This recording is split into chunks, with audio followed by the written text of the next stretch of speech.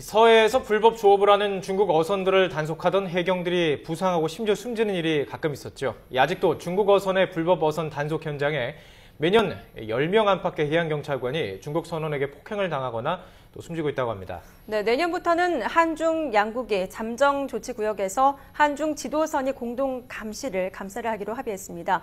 중국 불법 어선의 실태는 어떤지, 또 앞으로 한중 양국의 공동 감시는 어떻게 이뤄지는지 해양수산부 박신철 과장과 함께 자세한 이야기 나눠보겠습니다. 안녕하십니까? 네, 안녕하십니까? 예, 박신철입니다. 참 이게 어제 오늘 일이 아니잖아요. 계속해서 중국에서 단속을 하는 해경들이 다쳤던 것들 한 2년 전으로 기억을 하는데요. 그때 숨진 해경들 참 영정 앞에서 많이 유족들이라든지 주변 해경 관계자들이 눈물을 보이던 모습을 기억을 하는데요.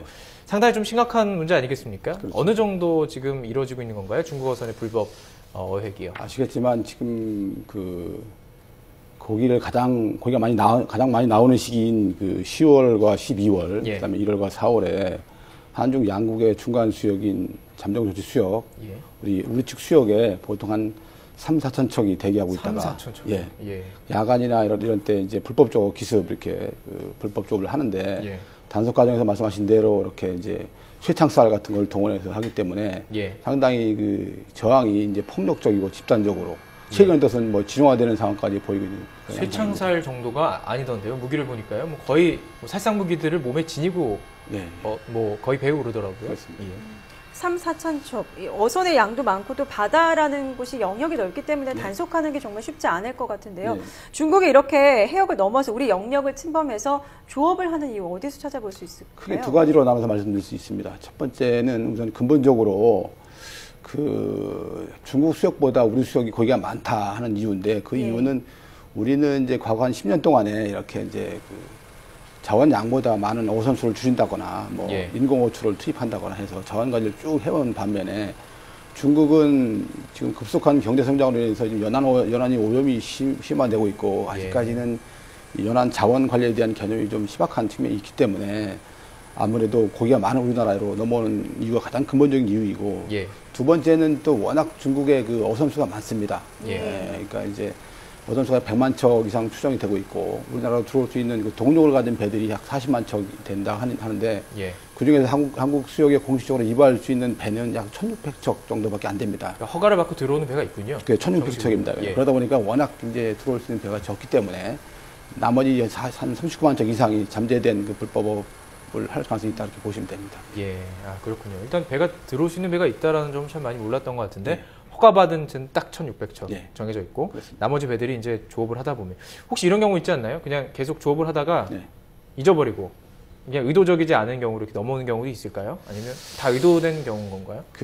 지금 잠정조치 수역에 아까 3-4천 척이 몰려 있다는데 중국 당국도 워낙 무허가 어선들이 많기 때문에 무허가 어선 관리 한계를 느끼고 있고 그래서 아마 무의식적으로 넘어오는 경우는 별로 없을 것이고 한국 수역에 잡으면 돈이 되기 때문에 일단 의도를 가지고 넘어온다고 보시면 될 것 같습니다. 자, 계속해서 그래서 한국과 중국 간에 수상 고위급 회담 여러 가지 회담을 통해서 이런 얘기가 오고 간 것으로 알고 있어요. 근데 지금 22일부터 25일까지 열렸던 회담에서 이제 잠정 조치 수역에서 공동 순시 활동을 펼치자 이런 얘기를 했어요. 근데 일반인들이 듣기에는 일단 이 잠정 조치 수역이 어떤 개념인지도 이해가 안 가거든요. 어떤 건가요? 그걸 좀 말씀드리면 우선 잠정 조치 수역은 이제 한중 양국의 중간에 이렇게 넓은 지역에 분포하고 있는 수역인데 그것은 이제 우리가 98년도에 유엔 해양법, 그러니까 200캐리 배 타적 경제 수역을 주요 내용을 하는 유엔 해양법이 그래픽이 나오고 있는데요. 좀 설명해 주시죠. 유엔 해양법이 이제 저희가 이제 가입하고 발효되면서 주변 국가의 이 배 타적 경제 수역을 획정하는 문제가 있었습니다. 그런데 이제 중국과 우리의 바다의 거리를 보면은 넓어봤자 200캐리밖에 안 됩니다. 실제적으로 양국 200캐리를 걸려 그러면 400캐리는 돼야 되는데 200캐리밖에 안 되니까 서해 바다가 완전히 중복이 되기 때문에 경계 획정을 하려면 상당한 시간이 걸립니다. 그렇지만 현실적으로는 양국 어민들이 정상적으로 조업을 하기 위해서 우리가 어업 협정을 하게 되고 그 어업 협정 속에 이제 가운데 중간 수역을 만들어서 거기는 협정 이전과 똑같이 자유롭게 조업을 할 수 있는 수역을 두자 하는 게 오늘날의 잠정조치 수역이 된 것이고요. 서로 그러니까 자유롭게 조업할 수 있는 공간이 그 잠정조치 수역이고요. 그다음에 그 잠정조치 수역하고 자국의 영해하고 사이의 거리가 소위 말해서 어업 분야에만 적용되는 배타적 수역이 되는 겁니다. 그래서 지금 말씀드린 잠정조치 수역은 말씀드린 대로 자국의 법이 적용되고 네. 공해처럼 자유롭게 조업이 가능한 수역이기 때문에 말씀드린 대로 중국 어선들이 허가나 무허가나 거기에서 대기하고 있다가 한국 지역으로 이렇게 침투하는 불법 조업의 온상이 되고 있는 그런. 그럼 사실 이 무허가가 여기 들어와서 업을 하는 건 중국 쪽에서도 문제가 되는 거네요. 그렇죠. 예. 예. 중국 쪽에서도 그 무허가 어선 관리가 상당히 한계를 느끼고 있고 예. 저희 정부한테 이렇게 이제 자국에 이제 납부가 되면 예. 우리 측 보고 처리해달라고 하는 정도로 상당히 곤란을 겪고 있는 상황입니다. 예.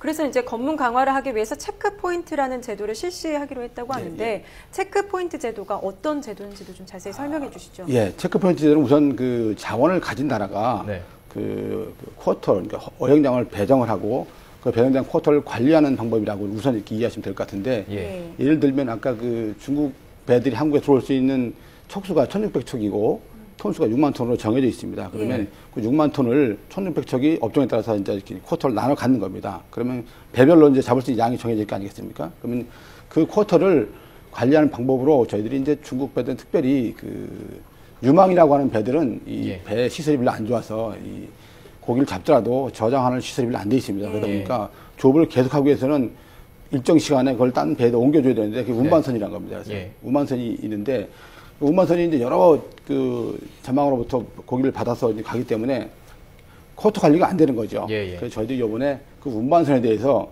바다에다가 일정한 좌표를 이렇게 찍어주고 그 지역을 통과하기 전에 사전에 그냥 통보를 해주면 우리 지도선들이 가서 있다가 통과하는 시점에 가서 그 어획물을 확인해서 이것이 주어진 쿼터의 범위 내에 잡았는지 아니면 적정한 어종인지 불법 어획물인지 확인해서 전체적으로 쿼터 관리와 동시에 불법 어획물을 차단하는 그런 제도입니다. 지정된 지역 통과할 때 배 안에서 배에 올라가서 저희들이 확인하는 겁니다. 사실 육지는 뭐 들어올 때 뭐 단속도 할 수 있고 뭐 확인을 할 수가 있지만 바다는 사실 길이 없잖아요. 그러다 보니까 쉽지 않을 것 같은데 그걸 어떻게 보면 일종의 뭐 미리 체크하고 이루어지는지를 뭐 보는 그런 형식의 제도라고 보면 되겠군요. 그렇습니다. 이제 바다에서 이제 통과하기 전에 한 시간 전에 우리가 어느 포인트 통과할 겁니다라고 우리 주변의 지도선들한테 얘기해 주면은 저희들이 그 포인트가 대기하고 있다가 지나갈 때 인검을 해서 확인하는 제도입니다. 그럼 이제 단속도 이게 쉽지 않은 부분인데 말씀하신 것처럼 사실 그 중국 어선인지 우리 어선인지 파악하는 것도 상당히 중요할 것 같아요. 그래야지 뭐 해경에 가서 단속을 할 것 같은데 이게 육안으로 멀리서 보면 중국 어선인지 우리 어선인지 구분이 잘 되는 건가요?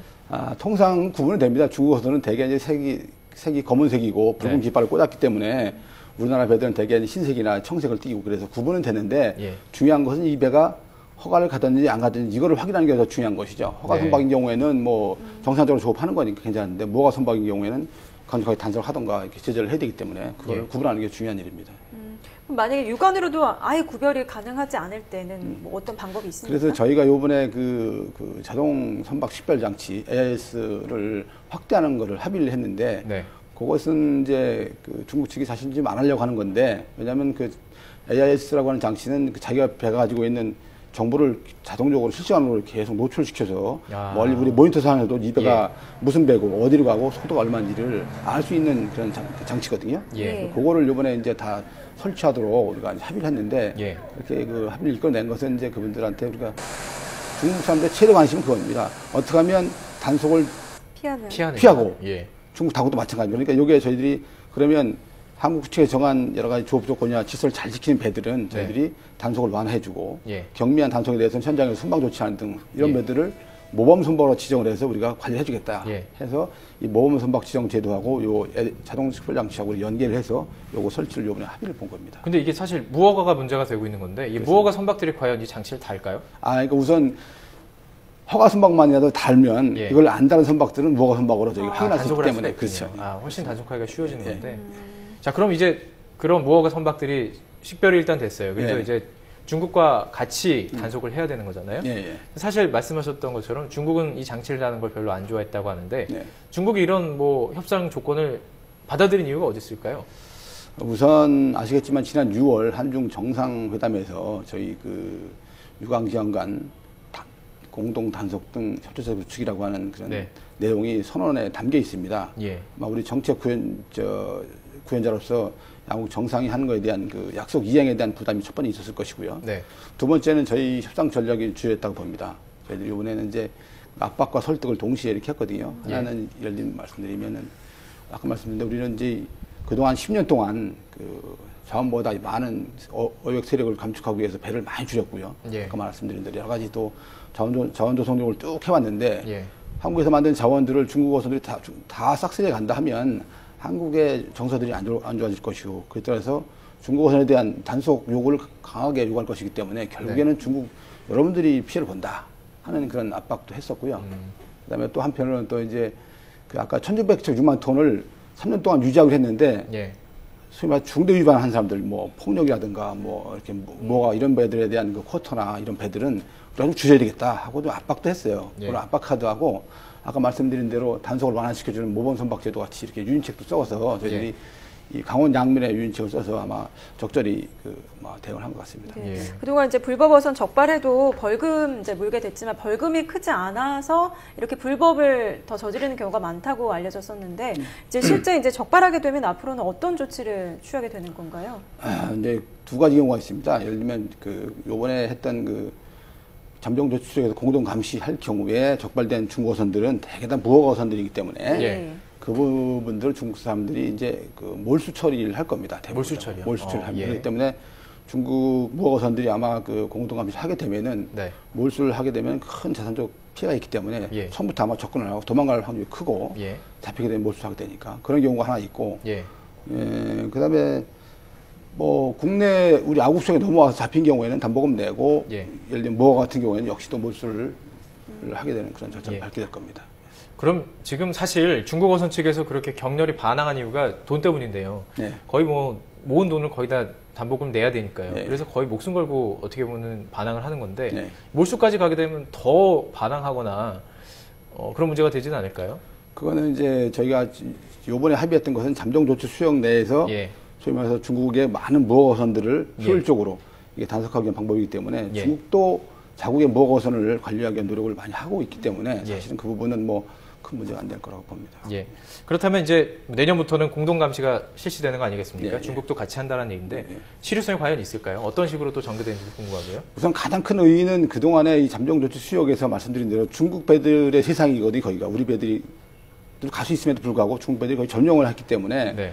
거기에 대해서 그동안 미온적으로 불법업이라든가 이런 걸 방치했는데 이번에 중국 당국이 공식적으로 공동 감시를 같이 하자 합의를 했기 때문에 예. 사실은 중국 당국이 공식적으로 잠정조치 수역에 대한 관리에 나섰다는 게 가장 큰 의의가 있고 예. 또 하나는 이제 아시겠지만 사회주의 국가의 공권력이라는 게 대단하지 않습니까? 예. 그래서 공권력을 가진 어정선이나 지도선들이 저희 배하고 같이 이렇게 순실하면 아까 말씀드린 대로 처음부터 수많은 무허가 어선들은 아마 접근을 안 할 것이고요. 그래서 예. 잠정조치 수역 내에 불법 어선의 수가 줄을 겁니다. 상당히. 예. 그런 효과가 있을 것이고 예. 설령 공동 감시를 하다가 이렇게 발견이 돼서 저기 무허가 어선이 있다. 해서 저희들이 잡으라 그러면 그걸 잡게 하면은 예. 그 효과가 상당히 있을 것이고 저희들이 기본적으로는 이 잠정조치 수역에서의 불법 무허가 어선들의 수를 줄임으로 해서 네. 그 다음 단계 저희 나라 수역으로 들어오는 배 수를 줄이고자 하는 게 기본적인 전략입니다. 그래서 예. 상당히 실효성이 있을 것 같습니다. 일단 들어오는 배를 차단하는 전략이 가장 큰 거군요. 그렇습니다. 예. 중국 측이 같이 중국 당국이 포함됐다는 그런 의미가 알겠습니다. 해양수산부 박신철 과장과 함께 이야기 나눠봤습니다. 고맙습니다. 감사합니다. 고맙습니다. 네.